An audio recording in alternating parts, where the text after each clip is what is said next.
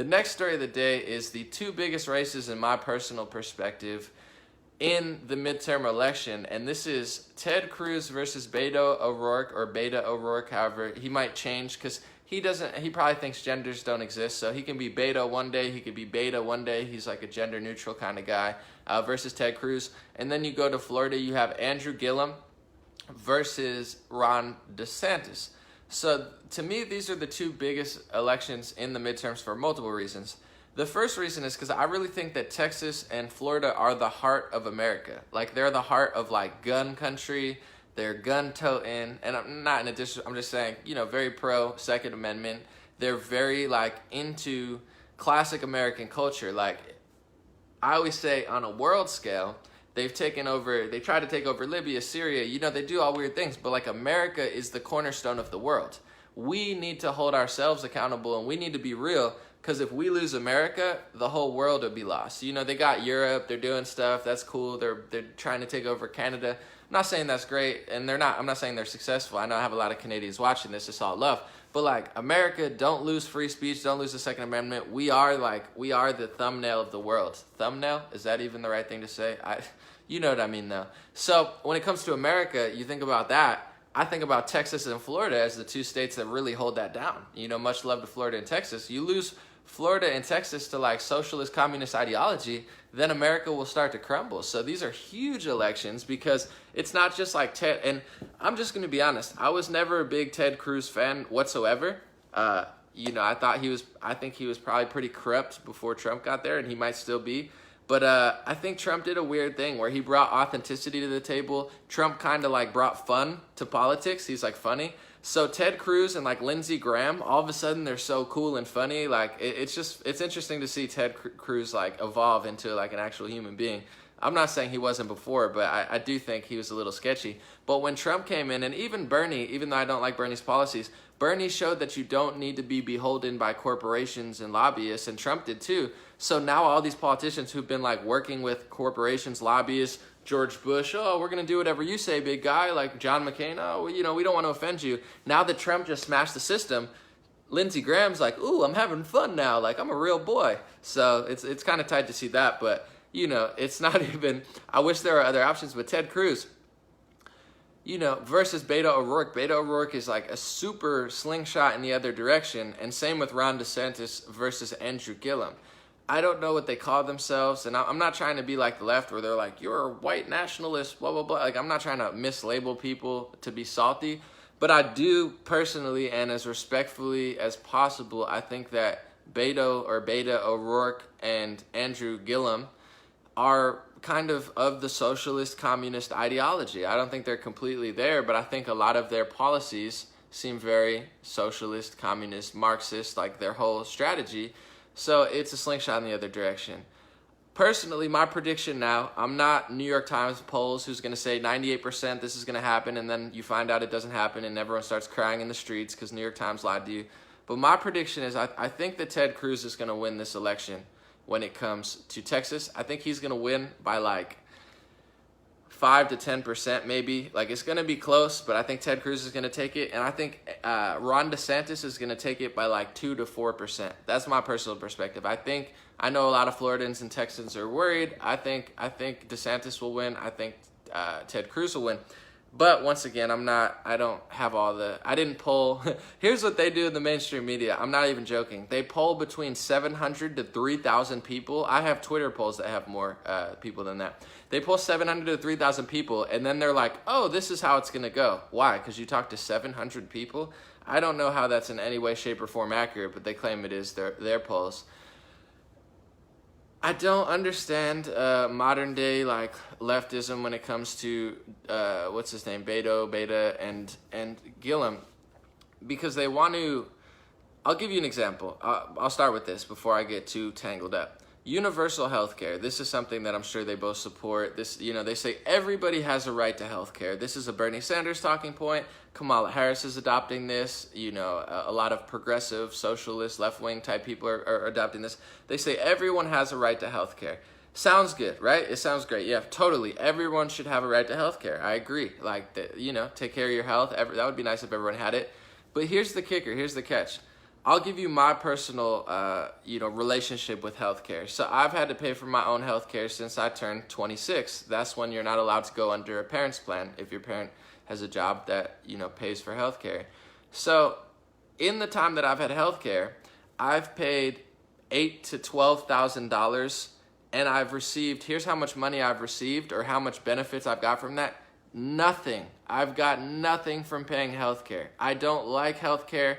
I don't want to pay for healthcare. I think it's an absolute total scam for someone like myself. I'm not saying for everyone. So my relationship with healthcare is I wish I didn't have to pay for it.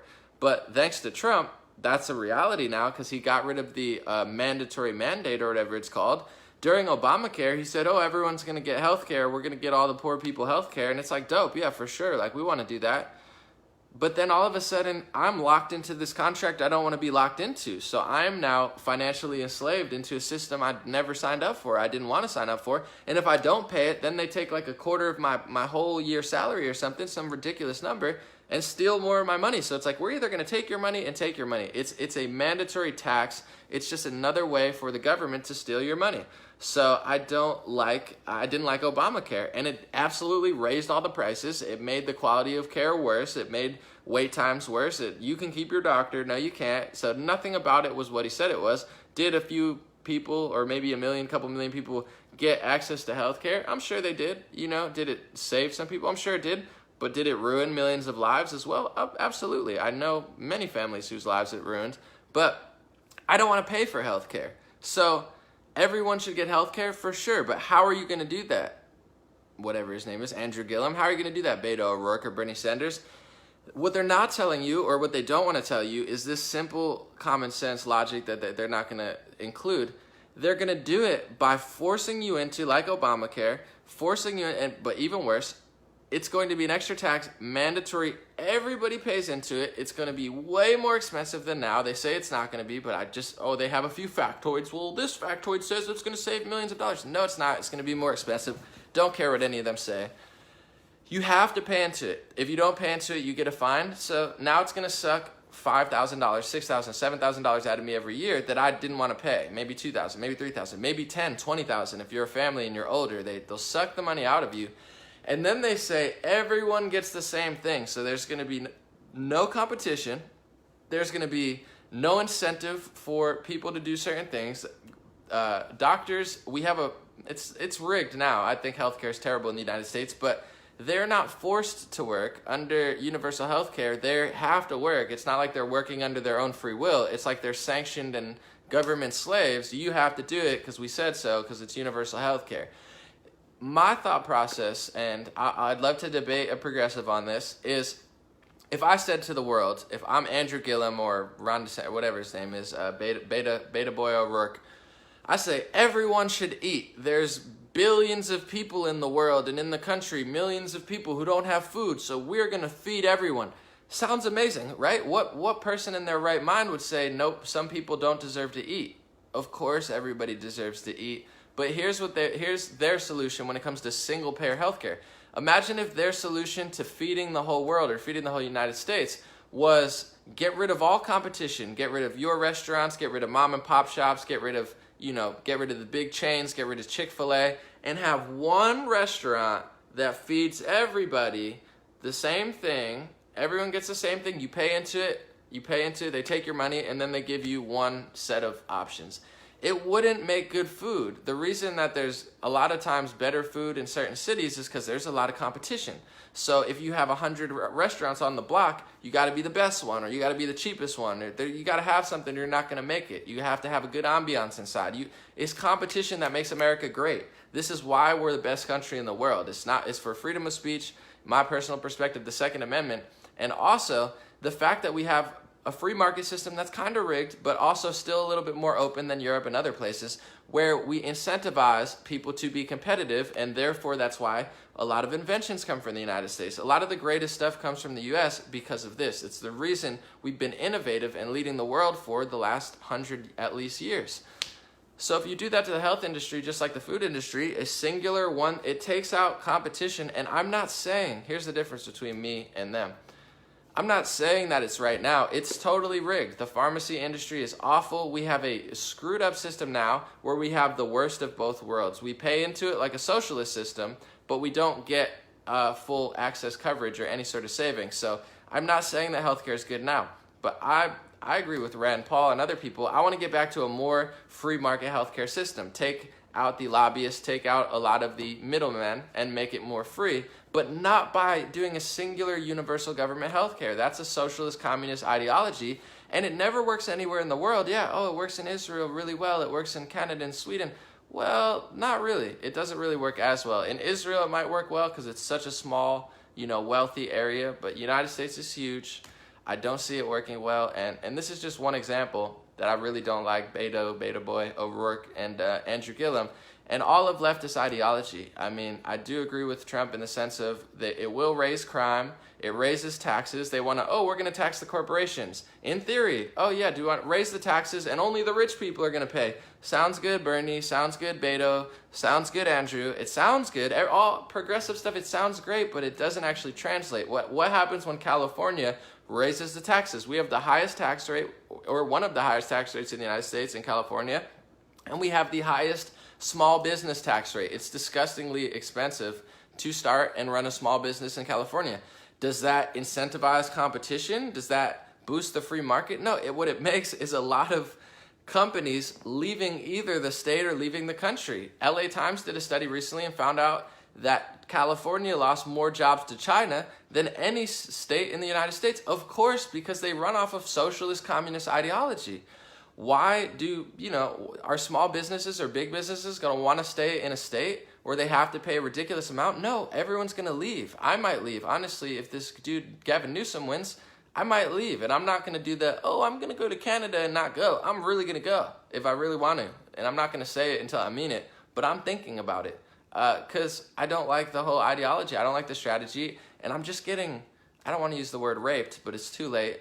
Every which way I turn, they're stealing my money, stealing my money, stealing my money, stealing my money. And guess what? Education is not great in California. Homelessness is not great. Is there no homelessness and people are poor? No, people are poorer in California than they are in many other parts of the country because socialism and communism doesn't work. It makes the government more powerful. It makes the government more corrupt. It makes small businesses and big businesses leave. It burdens the working class person, and it incentivizes the person to break into the country and get things for free, or it incentivizes you to be worthless and be homeless and have 7 kids or something, because they give you money if you do that, and they steal your money if you're ambitious and try to do something. The whole ideology is a fail.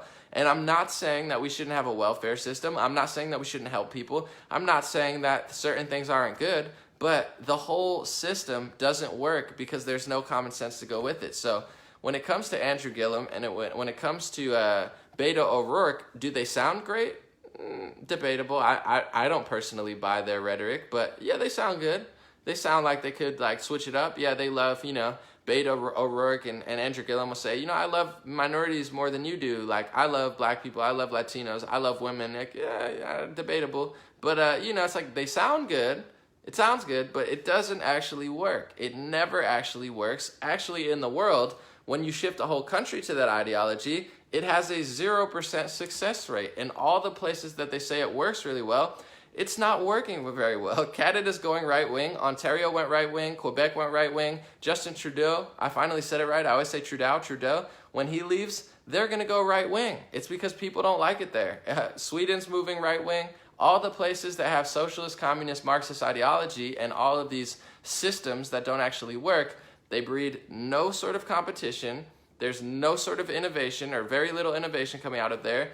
There's huge social safety nets, and then you combine that with a very foolish illegal or refugee policy. It's tanking Europe. It's really not working in Europe. It's not helping in Canada. People are sick and tired of Justin Trudeau bringing over ISIS members literally and telling them that podcasts are going to make them better people. It's not a good play. And I just don't see that anybody on the left has that. So overall, I think Ted Cruz is going to win by 4 to 8%. I think Andrew Gillum's going to win by 2 to 4%. I think Ron DeSantis is going to beat Andrew Gillum by 2 to 4%. I think it's going to be maybe even closer, 1%. It's going to be really, really close. Like I said, I could be wrong. I'm not an official poll. But I do think Ted Cruz and Ron DeSantis are going to pull it off. And I think more people have to explore, get out of the echo chamber, including myself. I've heard all the progressive talk. I've heard all the Democrat talk. I'm willing to have a conversation about it. But I know I don't want to be me personally. I get it. Okay, that's communism. Yeah, we're going to take from you, and then really sick people are going to get a lot of help. It sounds good. It never actually works. And I've been stolen. I feel like they've stolen my money. I have $10,000 to $12,000 that I gave to Obamacare, that I gave to the federal government or some sort of insurance company that doesn't actually work. And I have nothing to show for it. I went to the doctors 10 times. I got medicine. I got stitches. Somebody hit me in basketball. I never actually got to use it. They told me, don't even run it. You save $0. You save $0. How much am I saving? $0. How much? $0. I didn't save a single dollar, so they just stole my money. I don't want Beto Boy O'Rourke to steal my money. I don't want Andrew Gillum to steal my money. I don't want Bernie Sanders to steal my money. Stop stealing my money. Lower the taxes, because raising the taxes doesn't work. Singular universal health care is not going to work. It's going to be a complete fail. And God bless Texas and Florida. Hopefully people are awake and not buying in to the nonsense rhetoric. I don't think they are. I saw Bernie Sanders rally. There were like 100 people there. Not looking good, but we'll see. None of this matters until November 6th. The last story, hold on one second. I need to breathe. Also, before I start the last story, because I'm going to chop these three onto YouTube, pinned to the top, I have my YouTube. My YouTube is like really gaining a lot of subscribers. Oh, cool. But no, I appreciate you guys. Thank you for that. I'm going to chop this in all my live streams. I chop into clips. Yesterday, I uploaded 4 or 5 videos to YouTube. Everything I do is clip. So if you want to share or watch it back without having to watch the whole live stream, you can watch it on Facebook. But you can watch it on YouTube as well. Thank you for doing that. Make America Debate Again. I have a new podcast. It's on Apple, Google Play, and YouTube. I did one with Jordan Sather. He has some moon conspiracies. I think it's interesting. I'm going to talk to all people, but, you know, I get the conversation flowing. We talk about weird stuff. It's fun. You know, thank you to everybody signing up to my free email list. It's 100% free. So everyone signing up, you click the button. Takes 5-10 seconds. You put in your email. Very easy. Thank you so much. We'll stay connected, especially with my next topic, censorship. And thank you to everybody supporting on Patreon or Donor Box. You guys are the real MVPs who have allowed me to be here and expand at this fast rate. I will never take it for granted. I remember working, not that I even did news, but I'm a hard worker. I've been working towards my dreams and my goals and being independent for 8 years. Every single day, I barely even took vacations, or I never took vacations. Worked every single day, 40 hours a week, 50, 60, 70 hours a week. That's why you see me doing so many videos now, because now that it's popping, I'm not going to sell out. I'm not going to forget what it was like to take 3 buses to work for an hour, do all this stuff, work for other people, you know what I'm saying, and then have to work in my spare time. I'm not taking this for granted for a single second. So thank you to everybody who supported on Patreon or Donor Box, because that was the initial boost, and still is, that allows me to even be here. And we'll see how many